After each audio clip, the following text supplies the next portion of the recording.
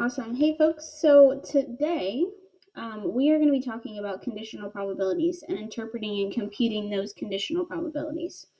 In the previous notes, we kind of explored the multiplication rule and finding whether or not two events occurring together with independent events versus dependent events. So remember that multiplication rule to find the probability of A and B occurring at the same time.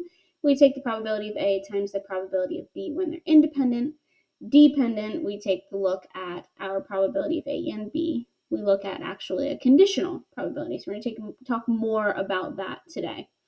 So just as I said before, so looking at independent events where one does not affect the probability of the other, meaning if I draw a card and replace it, or I draw a marble out of a bag and replace it, those are independent events. Or if I roll a dice and then flip a coin, independent events, those events are not going to affect the probability of the other. So finding the probability of A and B occurring, or intersection of B, we take our probability of A and we multiply it by the probability of B. I almost wrote a B instead of a P. All right, independent events, slightly different because the probability of the first one occurring is going to be affecting the probability of the second occurring. So when we look at the probability of A happening and then B happening, so two separate events happening, we're going to be taking a look at the probability of A times the probability of B given. A has already occurred. And remember that probability of B given A is the probability of B. And we have that vertical line, which means given. So remember that vertical line means given. A has already occurred.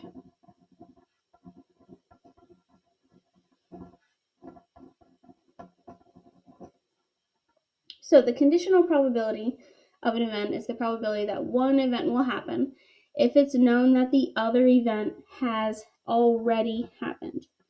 So conditional probability is just the probability of the event, one event happening, and this we're talking about one singular event happening, known that another event has already taken place and has already happened.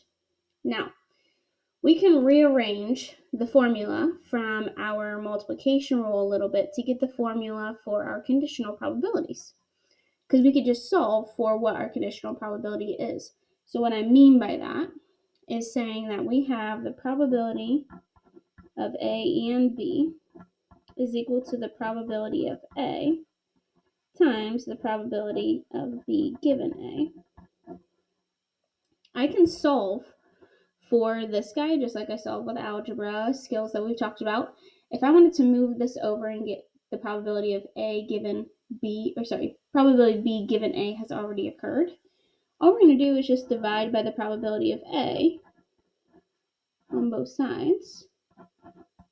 So this cancels, and I get my conditional probability formula, which tells me that the probability of B given A has already happened is the probability of both event A and B occurring divided by the probability of A. So the sample space is really what we're talking about happening here. We're going to be talking about the sample space is already getting smaller with our probability or event B. This is knowing that A has already occurred. We're kind of limiting our sample space just to A. So it's a condition. A has already happened. We're going to take a look at what has happened in A where A and B can occur at the same time. So this is the probability that both happen. This is the probability that this has already happened. So it's also the same. It can be rewritten if you want to flip the probabilities. So we have the probability of A given B has already happened. It really just depends on the order of which your events have already occurred. In some formula books, they flip the A and the B. Just know that it just looks slightly different. We still have the probability of A and B occurring, so the fact that both occur, divided by the probability that B has already happened. So this is given. Whatever is given goes on the bottom because you're limiting your sample space. We have a certain condition that has already happened. Event B has already occurred. We want to look for A and B. So to put some kind of visualization to what we're talking about, we're going to take a look at a Venn diagram and kind of make sense of our formula. So when we know something has already happened, so something has already occurred, that changes our sample space. So it changes what we're looking at. It shrinks to just that given event only. So let's say that we know A has already occurred. So A has already happened, meaning that we are just limited to everything that has happened in A. That's it. A has already occurred. We can't have anything else happen. So because A has already occurred, that's our sample space. That's what is already occurring.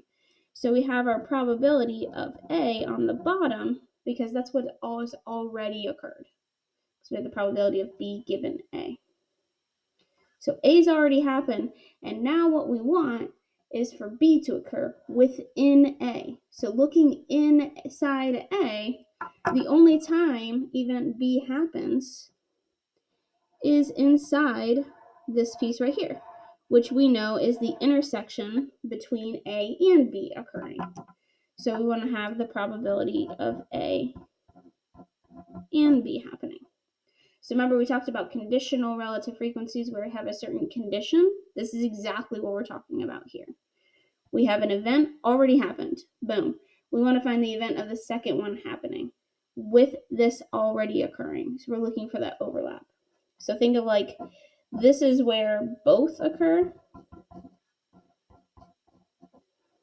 This is what has already happened.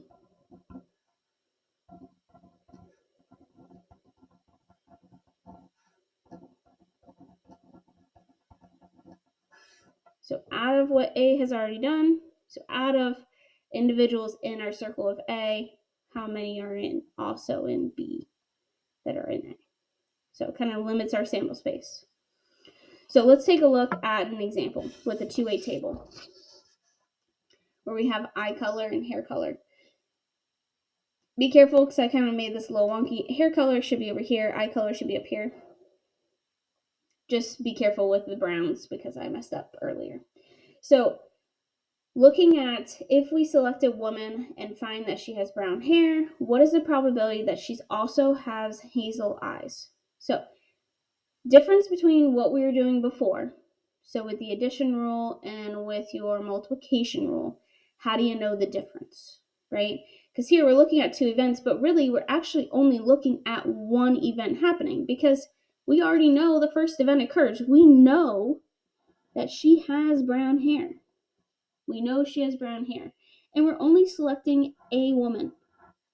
If we're only selecting one woman and we know that she already has brown hair, we're looking at conditional probabilities here. Okay? And we want to find the fact that she will also has hazel eyes. So, to write this out, we're going to find the probability that she has hazel eyes given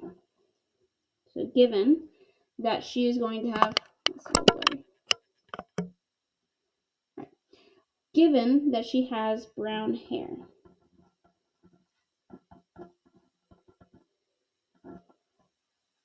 So we want to find the probability that she has hazel eyes given, we already know, this is what we know. We know that she has brown hair. This is what's given to us. We're looking for one woman with brown hair that has hazel eyes. So to find that, we're going to find the probability that she has both hazel and brown eyes out of the fact that she has the probability of having brown hair. This is on the bottom. This is stuff that we already know happened.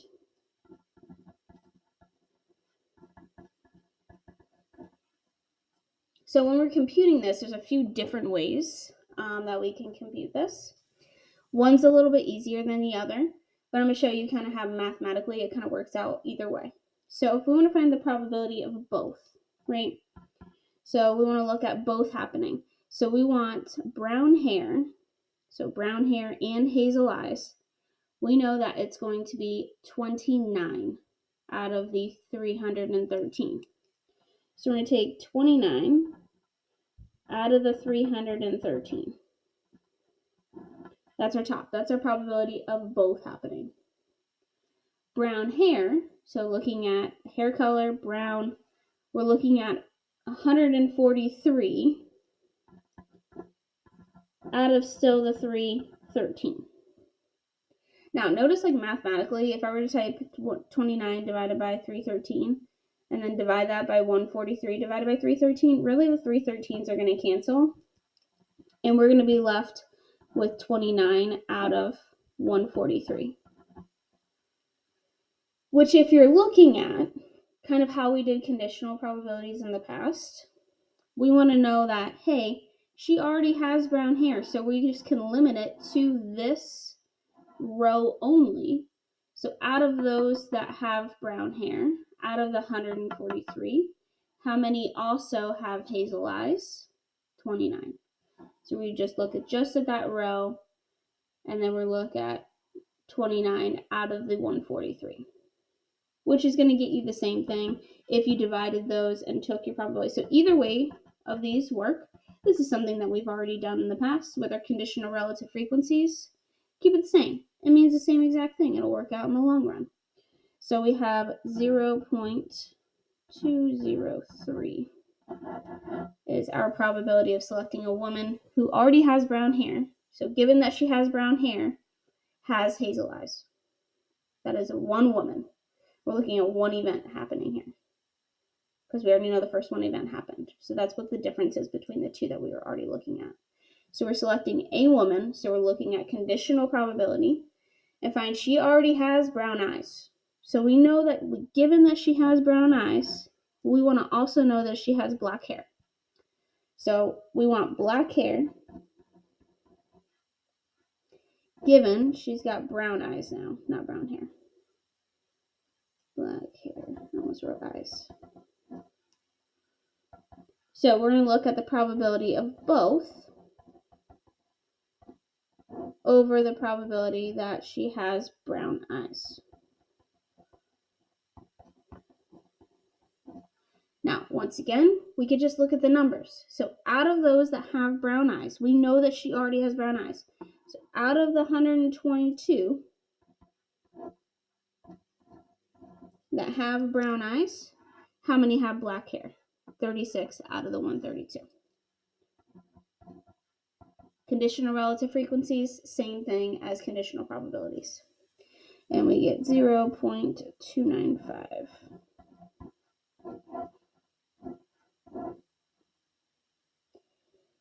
Now, we can actually use, looking at independence, and we can use conditional probability to look at independence and show independence, especially when in the real world, sometimes it's not as really relevant or really obvious, obvious that the two events are independent or not. And so we can show that independence by using conditional frequencies or using that multiplication rule that we did in the past. So before we were saying, hey, if we draw two cards with replacement, boom, we know that they're going to be independent. Now, sometimes it's not going to be that obvious, and we can use that conditional frequencies or conditional probabilities, same thing, to show that independence. So we know that these are going to be independent if they replace. Now, without replacement, then we know those are dependent because that is going to affect the probability of the next. In the real world, like I said, it's kind of difficult to determine those two events are happening. So we can actually prove independence by using our formulas. Now, you can use either formula. I'm kind of biased towards one than the other, but that's just me. So we want to look at the probability of A and B happening. We want that to be exactly the same as if I took my probability of A times my probability of B, which is actually something that I like to use. That's the formula I like to use because I think it's a lot easier to use. But you can also use your conditional formula, where we want to make sure that the probability of B given A has already happened. If they're independent, If they're independent, that means that the probability of B is not going to change. It's going to remain exactly the same of what it was before.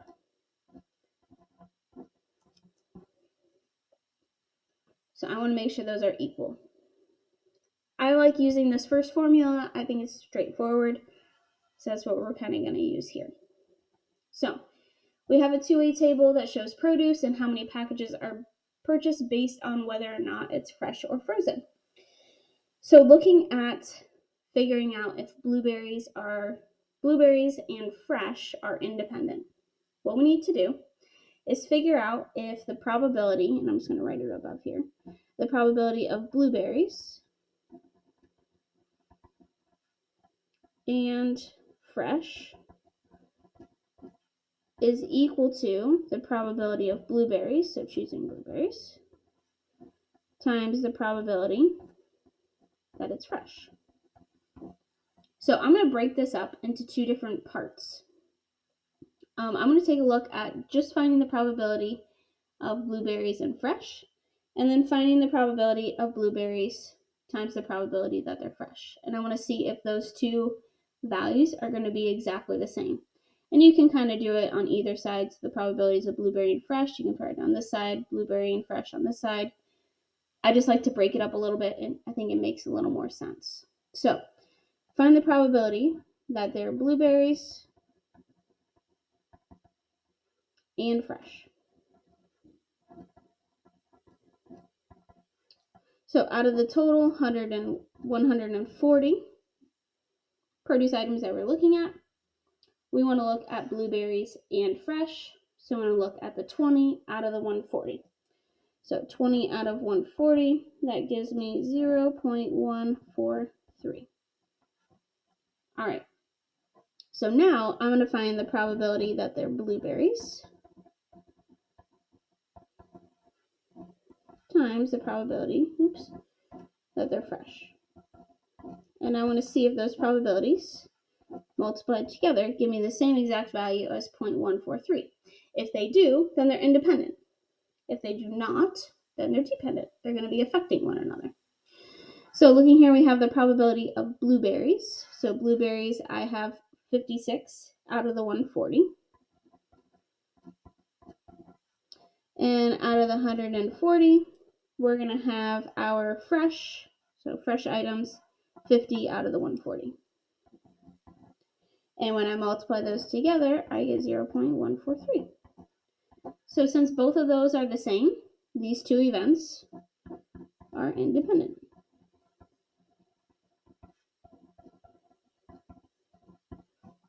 Meaning the fact that blueberries are fresh, blueberries and fresh, the packaging doesn't really matter, they're independent of each other.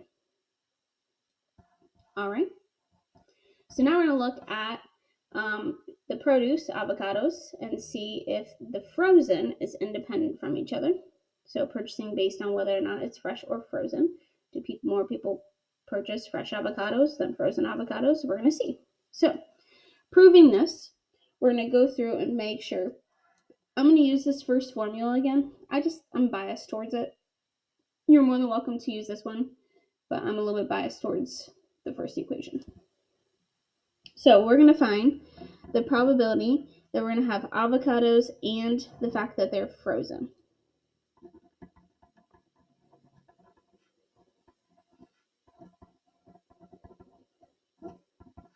So out of the 140, we want avocados and frozen. That's 15 out of the 140. When I divide that, I get 0.107. And then I want to look at the probability that we have an avocado times the probability that it's going to be frozen. So looking at two events multiplied together, I want to make sure these two values are going to be the same. So I want to choose an avocado. Avocado, we have 24 out of the 140 times, because we want and, frozen. So frozen is 90 out of the 140. 90 out of the 40. And when I multiply those together, I get 0.110, super close, but not quite. So since these two are not the same, these are dependent events.